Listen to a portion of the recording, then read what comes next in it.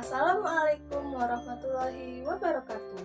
Halo semua, perkenalkan nama saya Tezi Melevia Wijayanti dengan NIM A1F119023 dari R001 Fakultas Keguruan dan Ilmu Pendidikan, Program Studi Pendidikan Guru Pendidikan Anak Usia Dini. Nah, video ini saya buat untuk memenuhi tugas ujian akhir semester mata kuliah pengenalan kegiatan sains untuk anak usia dini dengan dosen pengampu DRA Kasmiati MPD. Nah, yang pertama saya akan menjelaskan tentang sains tentang mengenal alam. Nah, sebelumnya kita kenal dengan ilmu bumi. Apa sih itu ilmu bumi? Ilmu bumi atau geosains adalah suatu istilah untuk kumpulan cabang-cabang ilmu yang mempelajari bumi. Nah, cabang ini menggunakan gabungan ilmu fisika, geografi, matematika, kimia, dan biologi. Nah, yang pertama kita mengenal kilat, petir, pelangi, cahaya, dan hujan. Yang pertama, kilat atau petir. Nah, apa sih itu kilat atau petir? Kilat atau petir adalah energi alam yang berupa energi listrik yang memiliki muatan yang sangat besar. Biasanya, kilat atau petir ini menandakan adanya hujan. Yang kedua, ada pelangi. Pelangi adalah cahaya yang terjadi karena pembiasan cahaya yang masuk ke dalam air yang selanjutnya air akan memecahkan cahaya tersebut menjadi beberapa bagian cahaya yang sejajar. Nah, pelangi ini biasanya muncul setelah hujan. Terus yang ketiga ada hujan. Hujan adalah sebuah peristiwa jatuhnya suatu cairan dari atmosfer yang berwujud cair maupun beku ke permukaan bumi. Selanjutnya ada banjir. Banjir adalah peristiwa bencana alam yang terjadi ketika aliran yang berlebihan merendam daratan. Nah, banjir ini biasanya terjadi karena banyak hal, seperti hujan yang berlebihan, meluapnya aliran sungai, laut, atau lautan. Banjir juga memiliki kekuatan erosif loh yang sangat besar dan bisa sangat merusak alam. Selanjutnya, kita mempelajari tentang ilmu fisika. Apa sih itu ilmu fisika? Ilmu fisika adalah sains atau ilmu alam yang mempelajari tentang materi beserta gerak dan perilakunya dalam ruang lingkup dan waktu. Nah, bersamaan dengan konsep yang berkaitan seperti dengan energi dan gaya. Ilmu fisika adalah salah satu ilmu sains yang paling besar. Tujuan utama ilmu fisika adalah memahami bagaimana alam semesta bekerja. Nah, selanjutnya kita mengenal bunyi dan warna. Apa sih itu bunyi? Dalam fisika, bunyi atau suara adalah getaran yang merambat sebagai gelombang akustik melalui media transmisi seperti gas, cairan, dan padat. Selanjutnya ada warna. Warna adalah spektrum tertentu yang terdapat di dalam suatu cahaya sempurna. Identitas suatu warna ditentukan dengan panjang gelombang cahaya tersebut. Nah, sebagai contohnya seperti warna biru. Warna biru memiliki gelombang cahaya 460 nanometer. Panjang gelombang warna yang bisa ditangkap oleh mata manusia itu adalah berkisar antara 380 sampai 780 nanometer. Nah, dalam kegiatan pengenalan sains untuk anak usia dini, kita bisa mengenalkan anak dengan berbagai macam warna dengan cara eksperimen mencampurkan warna. Seperti warna merah dicampur dengan warna kuning akan berubah menjadi warna orange. Warna kuning dicampur dengan warna biru akan berubah menjadi warna hijau. Warna biru dicampur dengan warna merah akan berubah menjadi warna ungu. Nah, selanjutnya kita mengenal jagat raya. Di jagat raya terdapat planet, bintang, tata surya, dan gerhana. Sebelumnya, kita sebaiknya mengenal apa sih itu astronomi. Astronomi, kadang disebut sebagai ilmu bintang atau ilmu falak, adalah cabang ilmu alam yang meneliti benda langit serta fenomena-fenomena alam yang terjadi di luar atmosfer bumi. Yang pertama, kita mengenal planet.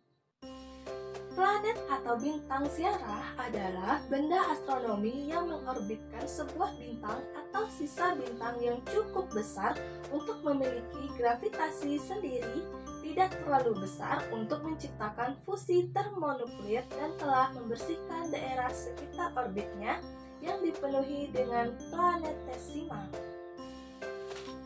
Nah, sekarang kita mengenal macam-macam planet.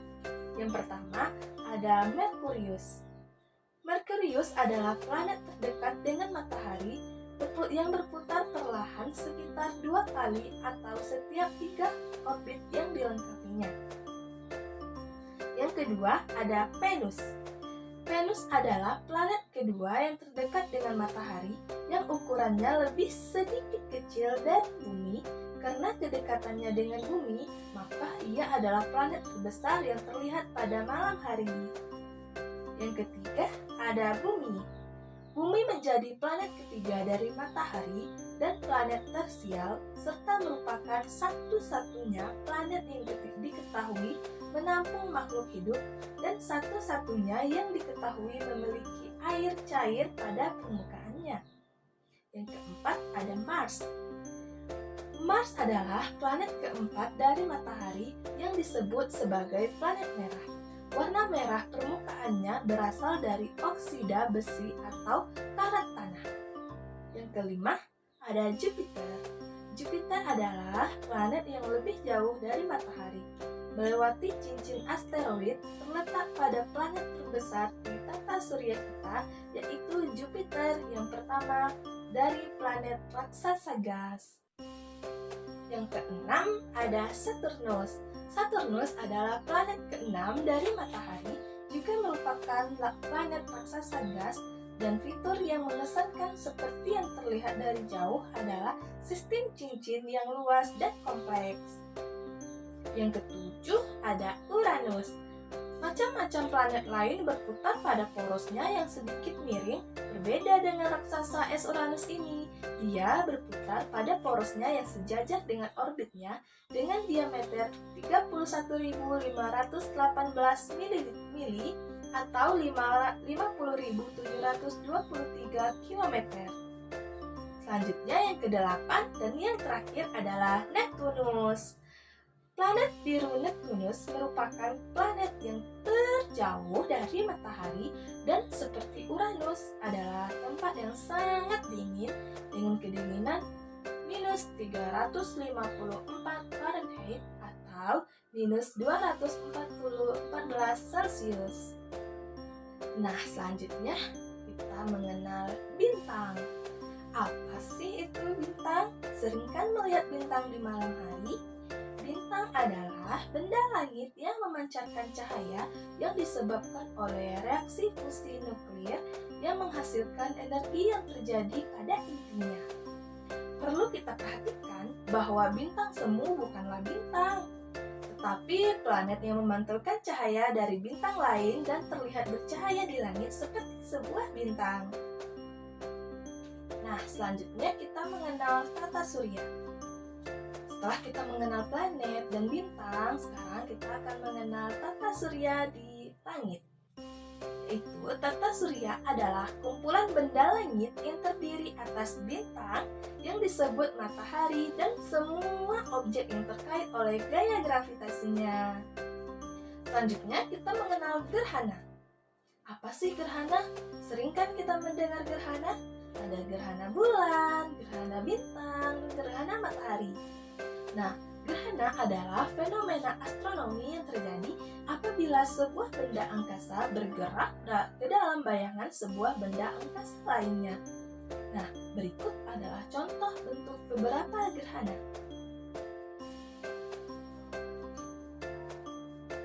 Selanjutnya, saya akan menjelaskan tentang pengenalan ilmu kimia dalam kehidupan sehari-hari. Nah, yang pertama, ilmu kimia. Apa sih itu ilmu kimia? Ilmu kimia adalah ilmu yang mempelajari mengenai mengenai komposisi dan sifat zat atau materi dari skala atom hingga molekul serta perubahan transformasi serta interaksi mereka untuk membentuk materi yang ditemukan sehari-hari. Nah, saat ini perkembangan ilmu kimia sangat pesat dan telah memberikan andil yang sangat besar dalam kehidupan manusia. Ilmu kimia telah menghantarkan produk-produk baru yang sangat bermanfaat untuk memenuhi kebutuhan kehidupan manusia. Nah, sekarang kita mengenal ada beberapa peranan ilmu kimia dalam kehidupan sehari-hari. Yang pertama, di bidang kesehatan. Ilmu kimia memiliki peran pada pembuatan obat-obat karena obat yang dibuat berdasarkan hasil penelitian terhadap proses dan reaksi bahan kimia yang berkhasiat terhadap suatu penyakit. Hal ini dipelajari dalam kimia farmasi. Yang kedua, bidang pertanian. Contohnya adalah analisis kimia yang dapat memberikan informasi tentang kesuburan tanah, dan dengan data tersebut petani dapat menentukan tumbuhan yang kekurangan zat supaya dapat diberi pupuk. Yang ketiga, di bidang industri. Contohnya seperti pembuatan semen dan cat berasal dari riset yang berdasarkan ilmu kimia. Juga kain sintesis yang merupakan penerapan ilmu kimia. Yang keempat, di bidang biologis. Seperti kita memiliki pengetahuan tentang struktur dan sifat senyawa dari karbohidrat, air, dan lain-lain untuk mempelajari tentang fotosintesis.